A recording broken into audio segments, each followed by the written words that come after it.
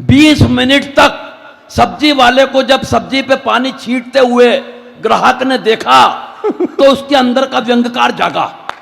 बोले भाई साहब, भिंडी को होश आ गया हो तो आधा किलो तोल दो। पंडित जी ने कहा, श्रीमान कृपया क्या इस दिशा में अभी आकर अग्नि दिखाएंगे? मंत्री जी भन्ना कर बोले, आग कहां और कैसे लगानी है मुझे क्या आप समझाएंगे? कवि सम्मेलनों के हिंदी के बड़े कवि यहां बैठे हुए हैं, गीत ऋषि हमारे डॉक्टर कुमार विश्वास जी, और बगल में नवाज देवबंदी साहब बैठे हुए हैं। देखें इस दृश्य को यार।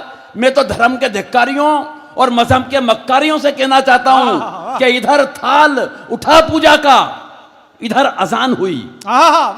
इधर थाल उठा पूजा का, इधर अजान हुई। फिर भी जाने क्यों हमारी आदतें बेईमान हुई। फर्क जो भी किया तुमने हमने किया, वरना गीत कब हिंदू हुए, गजल कब मुसलमान हुए। क्या बात है। वाह वाह वाह। गीत कब हिंदू हुए, गीत कब हिंदू हुए, गजल कब मुसलमान हुई। उस दौर में जब आवाज आती है कि भारत तेरे टुकड़े होंगे, तो भाई साहब वीर रस की बड़ी कवित्रियां बैठी हुई हैं, कविता तिवारी जी, ये इनके हिसाब से निपटाते हैं। मैं हास्य व्यंग का कवि, मुझे मिल गया तलवार घुमाता हुआ, भारत तेरे टुकड़े होंगे। मैंने आवाज लगाई, मैंने कहा यहाँ। बोले क्या भाई साहब? मैंने कहा क्या करेगा? बोले भारत के टुकड़े। मैंने कहा मूर्ख, वो काम करना चाहता है जो हम 75 बरस पहले कर चुके हैं। आए हाय हाय हाय, वाह वाह वाह वाह वाह वाह। मैंने कहा अभी एक बात बता, 500 रुपए कमाना चाहता है? तो उसने तलवार मेरे पांव पर रख दी। बोले हाँ भाई साहब। मैंने निकाला जेब से एक 2000 का नोट, मैंने कहा ये ले। बोले भाई साहब ये तो 2000 हैं। मैंने कहा 500 तू रख, 1500 मुझे वापस दे। बोले भाई साहब क्या बात कर रहे हो, 1500 रुपए मेरी जेब में होते तो क्या मैं भारत के टुकड़े करता? क्या बढ़िया व्यंग है। अरे मैंने कहा बाजार जा, छुट्टे करा के ला। 1 घंटे बाद पसीने में लथपथ होके वापस आया। बोले भाई साहब कोई नहीं तोड़ रहा। मैंने कहा मूर्ख, अब एक बात समझ ले, जिस नरेंद्र मोदी के बनाए हुए एक कागज के टुकड़े के तो टुकड़े नहीं करा पाया, उसके हिंदुस्तान के टुकड़े तो कहां से करा देगा?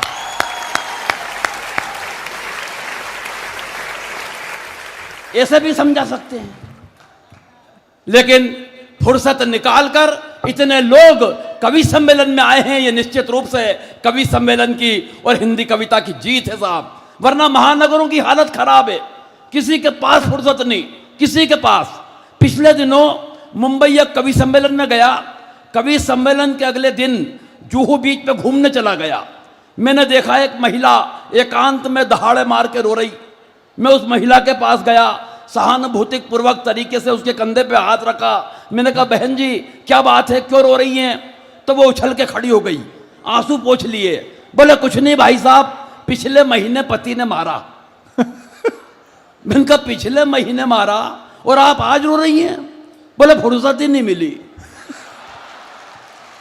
मैं कहना यह चाहता हूं कि महानगरों में रोने की फुर्सत नहीं है, मगर आप हंसने के लिए फुर्सत निकाल के आए, मैं आपको प्रणाम करता हूं। और वाकई फुर्सत का यह आलम है साहब। एक दिन मेरी अपने पत्नी अपने काम में व्यस्त, मैं अपने काम में व्यस्त, न उसे फुर्सत न मुझे फुर्सत। अचानक उसने मेरी तरफ कोई काम उछाला। मैंने कहा देख, आज काम मत बता देना, आज मुझे मरने की भी फुर्सत नहीं है। हाँ। मेरे अंदाज में पलट के बोली, आज मर भी मत जाना, मुझे रोने की फुर्सत नहीं है। क्या मतलब यार, पत्नियों पे इतनी लंबी लंबी कविता मेरे भाई ने सुना दी। पत्नी का मतलब ही ये होता है जो पति पर तनी रहे। हाँ हिंदी में, अंग्रेजी में बोले तो wife, WIFE, without information fighting every time. पत्नी पे साहब कविता वही लिखता है जो कुंठित होता है, जिसकी अपनी पत्नी से अंडरस्टैंडिंग अच्छी नहीं होती। अंडरस्टैंडिंग के मामले में मैं और मेरी पत्नी लाजवाब। अच्छा। 27 साल हो गए शादी को डॉक्टर साहब। हाँ। 27 साल की शादी की जिंदगी में उसने कभी मुझसे गंवार, मूर्ख, नालायक, बेवकूफ, पाजी, इसमें के किसी शब्द का इस्तेमाल नहीं किया। कारण अंडरस्टैंडिंग इतनी लाजवाब है कि बस वो नजर भर देखती है और मैं समझ जाता हूं वो क्या कह रही है।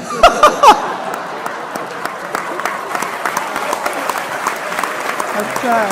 सही बता रहा हूं। एक दिन मेरे सर आ गई, बोले देखो अमिताभ बच्चन क्या गजब का एक्टर है, क्या कलाकार है, क्या आर्टिस्ट है। मैंने कहा क्या कर दिया?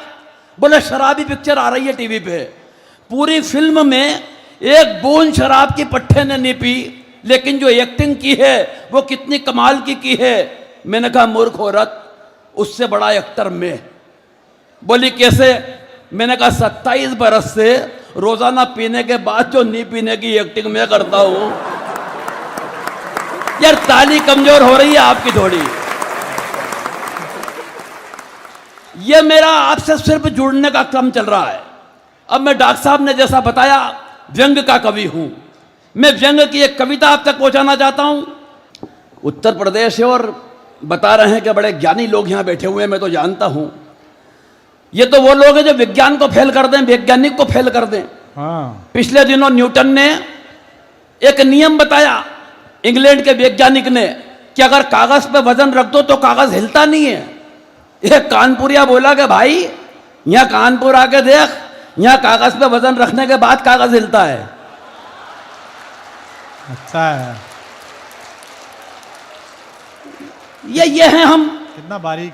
कोरोना की बात कर रहा था मेरा भाई, हमारे कोरोना में वार्तालाप बदल गए। सही बता रहा हूं। हम ये भी भूल गए कि हमारे बच्चे भी मौजूद हैं। वो एक भाई साहब ने 2 मास्क पड़े हुए थे टेबल पे, तो अपनी पत्नी को आवाज लगा के पूछा, क्यों जी इनमें मेरा मास्क कौन सा है? पत्नी बोली, वो जिसके अंदर अंदर लिपस्टिक के निशान नजर आ रहे हैं वो तो मेरा है। बहुत बारीक था यार थोड़ा बारीकी भी समझोगे तो मैं व्यंग लायक कर रहा हूं आपको। सही बता रहा हूं। अभी मुझसे विकास भाई पूछ रहा था कि भाई साहब पत्नी इज्जत नहीं करती, क्या कारण है? मैंने कहा भाई ये तो नहीं मालूम क्या कारण है, लेकिन ये बात तूने मुझसे पूछ के जो मुझे इज्जत दी है मेरी 7 पीढ़ी तेरी शुक्रगुजार रहेगी। बोले भाई साहब क्या आपकी भी नहीं करती? मैंने कहा बेटा ऐसा है कि जब रुपया हिंदुस्तान में कहीं गिरता है तो वो हर प्रांत में उसकी गिरावट अलग अलग नहीं होती। अच्छा है। कितना बारीक है। अब समझे आप थोड़ी बारीकी। बोले भाई साहब सही बताओ क्यों नहीं करती? मैंने कहा बेटा ऐसा है विकास कि जब कोई लड़की मायके से रवाना होती है और अपने ससुराल में आती है, पिताजी को छोड़ के आती है तो बदले में ससुर साहब मिलते हैं, माँ को छोड़ के आती है बदले में सासू माँ मिलती है, बहन को छोड़ के आती है बदले में ननद मिलती है, और भाई को छोड़ के आती है बदले में देवर मिलता है। मगर ऐसा क्या छोड़ा कि तू और मैं पल्ले पड़े? बोले भाई साहब ऐसा तो कुछ नहीं छोड़ा। मैंने कहा बस एक बात समझ ले, जो चीज फोकट में मिली है उसकी इज्जत कौन करेगा रे? अच्छा था। अच्छा है। तो अच्छा है। अब हो गए मेरे लायक। अब मैं व्यंग सुनाना चाहता हूं। यहां जितने लोग बैठे हैं, डॉक्टर साहब ने जैसा बता दिया है कि व्यंग कैसे बारीकी से कहा जाता है, बस मेरे लायक रहना आप में एक पंक्ति में व्यंग। और मैं आपको व्यंग क्या सुनाऊंगा, हिंदुस्तान के हर आदमी के अंदर एक व्यंगकार बैठा हुआ है। 20 मिनट तक सब्जी वाले को जब सब्जी पे पानी छींटते हुए ग्राहक ने देखा तो उसके अंदर का व्यंगकार जागा। बोले भाई साहब भिंडी को होश आ गया हो तो आधा किलो तोल दो।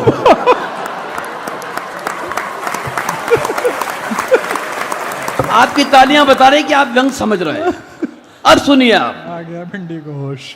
कि एक दिन खुल गए शहर के भाग हमारे, एक मंत्री जी शमशान घाट के उद्घाटन के लिए पधारे। बहुत अच्छे। बहुत अच्छे। बढ़िया कविता है। दूसरी पंक्ति व्यंग की पकड़ लेना, मुझे बता देना लोगों के व्यंग पहुंच रहा है। हाँ। एक मंत्री जी शमशान घाट के उद्घाटन के लिए पधारे। उद्घाटन की पहली रस्म पूरी कराई गई। एक जलते हुए मुर्दे को बुझाकर मंत्री जी के हाथ से अग्नि दिलाई गई। हाय हाय वाह, क्या बात है। वाह वाह वाह गोविंद, बहुत अच्छे। क्या व्यंग है। एक जलते हुए मुर्दे को बुझाकर अच्छी कविता है। मंत्री जी के हाथ से अग्नि दिलाई गई।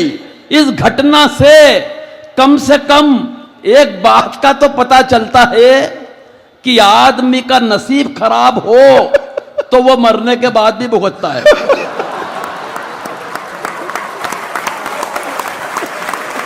आदमी का नसीब खराब हो तो वो मरने के बाद भी भुगतता है।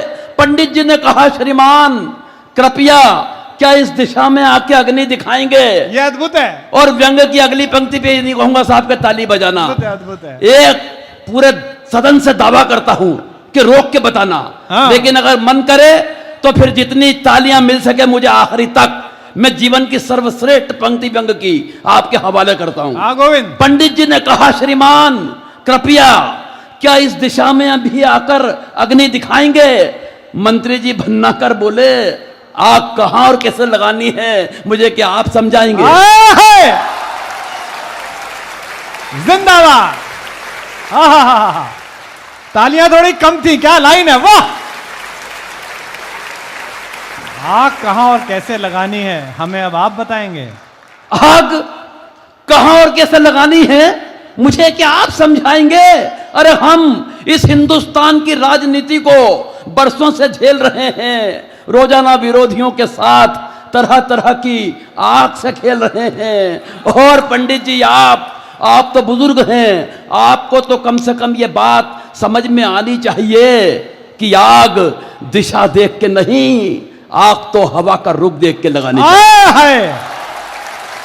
क्या बढ़िया बात है, वाह वाह वाह वाह वाह। आग तो हवा का रुख देखकर लगानी चाहिए। अरे इन मुर्दों से निपटने की हमारी समझ को आप बेवजह नजरअंदाज कर रहे हैं। अरे पंडित जी वो हम ही तो हैं जो 75 बरस से इन मुर्दों पर राज कर रहे हैं। बहुत सुंदर, बहुत सुंदर। 75 बरस से इन मुर्दों पर राज कर रहे हैं। काश मंत्री जी को पेट की आग और चूल्हे की आग के बारे में भी कुछ पता होता तो दोस्तों इस हिंदुस्तान का नक्शा कोई दूसरा हुआ होता। बहुत अच्छे गोविंद, कमाल की कविता है।